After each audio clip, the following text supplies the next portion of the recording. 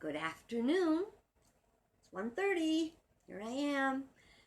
Today is day 35, I think. I'm going to have to recount it just to make sure. Days are going by so fast. You know, if the days aren't going by fast for you, maybe there's something you can do to make them go faster. Like get really busy or something like that. You know, this is time to do our spring cleaning if you haven't already. Maybe you have. But what we're talking about today is order, and should I say divine order. I shared yesterday that when my house is out of order, I get very stressed out. I like to have everything in my home in order. Oh, I'm not like nitpicky. Believe me, you'll find dust in my house and stuff like that. But when everything is in its place, I feel much better. And I know where things are when I look for them. And you know, our whole universe works on a sense of order. It's everywhere. It's the planets, the stars, everything. If you know the Lord's Prayer, it says, "Thy kingdom come, thy will be done on earth as it is in heaven." Hey, Kent. It means that the order of the universe, the order in heaven is divine order. And when we manifest that on earth, we create. See, we can create this kingdom of heaven on earth, or we can create chaos. Now, to create starts within, okay? We start by creating divine order in our lives, and through our works in the world and our reaching out, we have that universe everywhere. You know, in the Bible, it tells you that everything started from chaos, and from chaos came this wonderful world. And is that a part of the Big Bang Theory? I'm not sure. My basic association with Big Bang Theory has to do with Sheldon and Leonard and and the guys on the show. But there is an order that underlies everything. Everything unfolds according to a perfect spiritual law. Now, the physical center for the faculty of order is right behind the navel. I thought that was pretty interesting for two reasons. The first one is our navel is the mark that's left on our body from where our umbilical cord connected us to our mother, to our source of all. And when we were born, it was cut, and we were on our own for all rights and purposes. The other part of that is that this is a connection to our source of all good, our source with divine mind. When things are out of order, we feel it. Now, you know, we've been talking about higher consciousness and lower consciousness being the very carnal part of us, and higher consciousness being our spiritual part. We are spiritual beings having a human experience. Now, this gut feeling, now I'm sure you have gut feelings all the time. You know, something's just not right, or somebody says something and you might take it right, you might take it wrong, but you get a visceral gut reaction. It can be positive, it can be negative. It can be positive if we open our mind and heart to say, what is this all about? Something is out of order. I feel it. I feel it in my gut. If we are spending a lot of time in our consciousness connected to God, connected to spirit, prayer, meditation, pondering, call it what you will, moving into the higher consciousness, then that gut feeling can be a great director when there's danger, when there's cause for concern, or when there's even a great idea. That's kind of where we feel it when we feel or when we experience truth, we go, that's right. That's right. So because the whole universe works on order, and because we have the gift of consciousness and free will, we can direct our lives in a way that creates order or in a way that creates chaos. To create chaos is very human. To create order is truly divine. We're in a state of chaos. Well, here on planet Earth, we're in a state of chaos quite a bit. But we can change that in a minute. We can change it with our words, with our thoughts, with our actions. It's all up to us. Now, because we are not just individual beings, we are a part of a greater whole, be it our family, our community, our government, our planet, our universe. That is all a form of order, and we are a part of all of it. Now, if everything is in a state of order, we want to be in order. And if we're not in order, chances are we're not going to be really happy. You know, and I want to be really clear. There are times that are fun that are out of order, like doing a puzzle. What's the fun part of doing a puzzle? Taking all the disorder of all the pieces and putting them together. I think I said the other day, I'm making my first puzzle. That I don't think I've done a puzzle in 20 years, maybe more. And I find myself, an adult, finding the piece and like, oh, woohoo! I say it out loud even, woohoo! Found that piece. That's what our whole lives are, is putting the pieces together to create a beautiful picture in order. One of the axioms I'm familiar with and makes total sense is, in order for there to be order, you must have first disorder. Oh, that sounds pretty crazy. Let's say you're going to clean out the cabinets in the kitchen. Or, for you guys, you're going to order all the, yeah, guys clean kitchens, I know. Let's just play it this way. Or you're going to clean up the tool shed. Generally, before you get order, everything is thrown into a state of disorder. There's stuff everywhere. We sort it out and we put it back. And it's good for a while. By the next spring, you know you got to reorder everything again. When we live, so that's kind of like, oh God, do I have to do that again? The more we learn to live in order, whether it's in our family, our head, our life, the more we can be in order, the happier our lives are going to be. You know, divine order is something that you have to work out. Nobody's going to hand it to you. You've got to do it yourself. You've got to use these principles to make yourself a good life. Now, and along with order, there is a word we always hear. What is that word? We have law and order. And it is law that brings order to our lives. I know, when people hear law, they get all freaked out. You can't tell me what to do.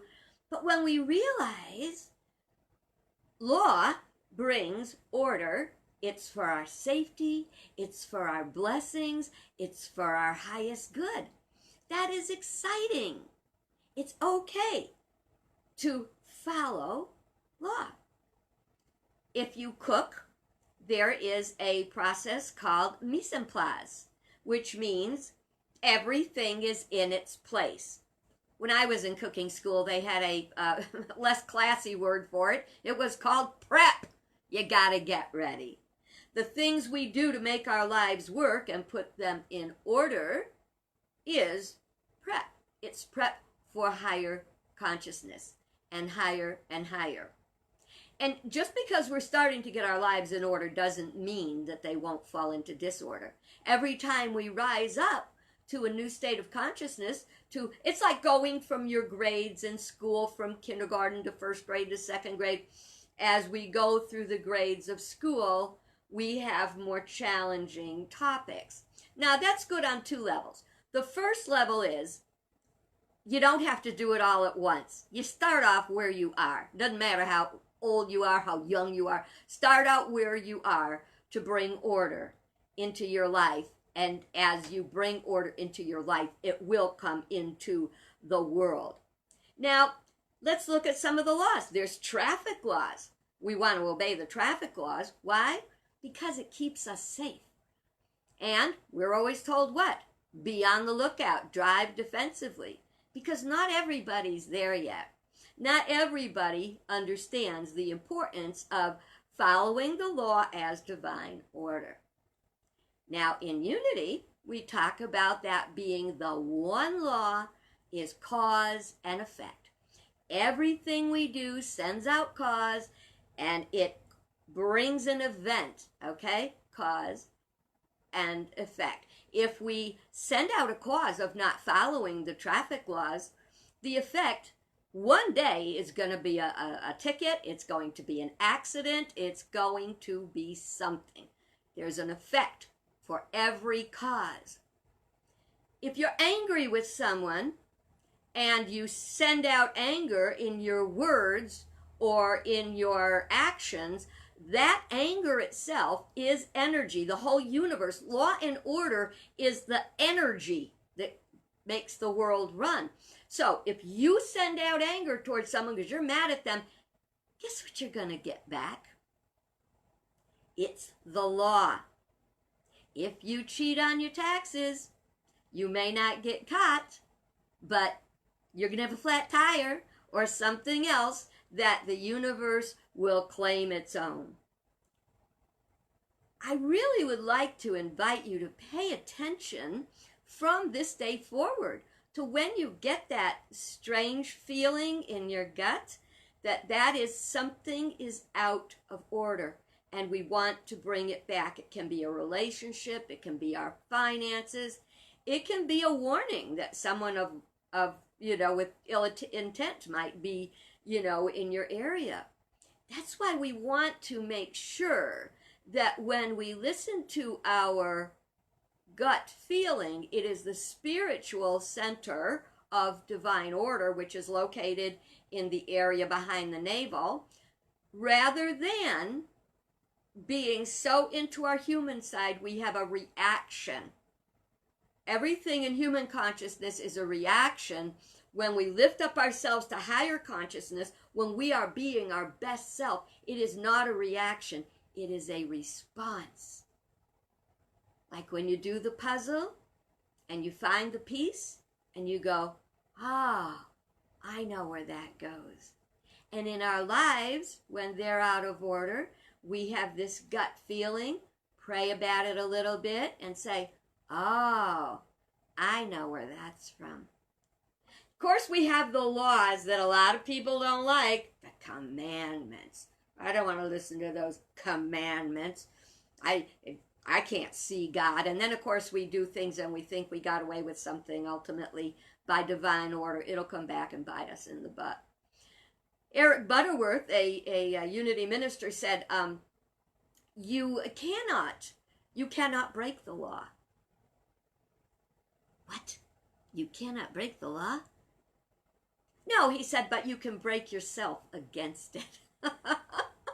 By the law of cause and effect, divine order, we send out negative, we're going to get negative.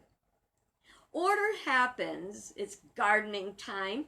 Here in Connecticut, it is April 21st? April, God, that I can't remember. I know it's Tuesday. But, and I know it's the 35th day of our retreat. But when you plant a garden, it's gardening time. What I was going to say is we're in Connecticut today in April, and we've got a freeze warning for tonight. It's just not fair. Anyway, those who have gardens, and this is in the Bible, you plant the seed, and from the seed comes the shoot, and from the shoot comes the stalk, and from the stalk comes the grain and the full head of grain. It is a divine order. You are unfolding, your life is unfolding, believe it or not, in divine order. How long will it take to have the spiritual maturity where I call the shots? When I'm not subject to my lower nature? It will be when you decide it is time. It's within us. What if I don't do it in this lifetime? I mean, with all the things I got to work on, how can I do that? Well, then we got karma. You don't do it now, you'll get a chance to do it another time later, another round. That's karmic law. It's cause and effect if you don't finish it. You know, we're here to learn. Said that before and, over and over again. I would like to really invite you and encourage you, because sometimes it takes courage to listen to the universe, to listen to the message you're getting, to see the things that come up in our lives, not as attacks or not as punishment from God, but as lessons that we are ready to learn. You will receive the lesson only that you are ready to learn. I have this vision of, in Unity we do look at reincarnation as a very strong potential. If that's what God wants, you don't finish it once, you get another shot at it. And sometimes I see myself, like getting ready to come back, and like God says, okay, so what do you want to work on this lifetime? And I see me like I'm at the Golden Corral, I'll have some of that, I can handle that, I want that, I'll take that, and I'll take that. And then, then you're born and you're going, why is all this happening to me? But here's another point. Have you ever said, why is this happening to me again? Have you? That means you didn't get your lesson the last time. So I invite you to get that lesson. Come into order. The law of cause and effect is a beautiful gift that we can use to have the life we want. Right now there's protesters in the streets around the world. They don't want to listen to the law. Do they want to bring chaos, or do they want to bring peace? Whatever they bring is up to them. But as a part of a higher consciousness, because we are awakened beings, we have to choose what we will do. And because we don't agree with someone else, we don't call names. Because that's coming down to a lower level. We must learn to rise above it. We can all rise above it. If you never saw the movie, I talk about Cool Runnings. Cool Runnings. In Jamaica, that term means peace be your journey. Peace be your journey. You can be a peacemaker. You can be a strong, powerful person. Remember what we've said over and over. Darwin did not say it's about survival of the fittest. It's about survival of those who have the strength and the ability to adapt. Let's adapt to what we've got as we work for something better. I thank you so much for joining me, and I hope you enjoyed today's look at our spiritual power of order, and we'll be exploring another one tomorrow. So come and join me tomorrow, 1:30. If not, I go on YouTube. You can. I'll put my link to my talks on YouTube below in the comments. God bless you. Have a bright, better, beautiful, better than average day. You can make this day better than average because you have the power and divine order. God bless you. Bye-bye.